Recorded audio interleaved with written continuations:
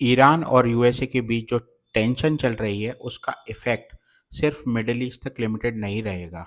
India पर भी इसका डायरेक्ट इम्पैक्ट पड़ेगा और बहुत ज़्यादा इम्पैक्ट पड़ेगा। तो सबसे पहला जो इम्पैक्ट पड़ेगा वो है क्रूड ऑयल प्राइसेस पर। इंडिया अपना ज़्यादातर क्रूड ऑयल इंपोर्ट करता है। वॉर या टेंशन बढ़ने पर ऑयल सप्लाई इफेक्ट हो जाती है, जिसका सीधा इम्पैक्ट पेट्रोल और डीजल के प्राइसेस पर पड़ता है। दूसरा इफेक्ट पड़ेगा महंगाई यानी इन्फ्लेशन पर। जब फ्यूल महंगा होता है, ट्रांसपोर्ट कॉस्ट बढ़ती है। इसका असर धीरे धीरे डेली यूज की चीज़ों पर आता है। तीसरा इफेक्ट आएगा इंडिया के स्टॉक मार्केट पर। वॉर के टाइम इन्वेस्टर्स कॉशियस हो जाते हैं। इस वजह से स्टॉक मार्केट में वोलेटिलिटी बढ़ जाती है, जबकि गोल्ड जैसे एसेट्स डिमांड में आ जाते हैं। चौथा जो इफेक्ट पड़ेगा वो पड़ेगा टूरिज्म, ट्रैवल एंड फ्लाइट्स पर।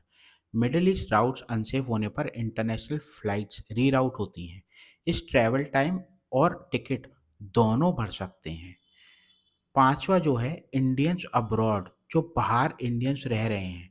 कॉन्फ्लिक्ट बढ़ने पर गवर्नमेंट एडवाइजरी जारी होती है ताकि फॉरेन कंट्रीज में रह रहे इंडियंस सेफ रहें। इंडिया का स्टैंड क्या होगा इसमें? इंडिया यूजुअली न्यूट्रल स्टांस रखता है और अपने नेशनल इंटरेस्ट को प्रायोरिटी देता है। और फिर सबसे एंड में, वॉर कहीं भी हो, उसका इम्पैक्ट इकोनॉमी और कॉमन लाइफ तक पहुंचता ही है। इसीलिए say no to war and subscribe to study अगोरा।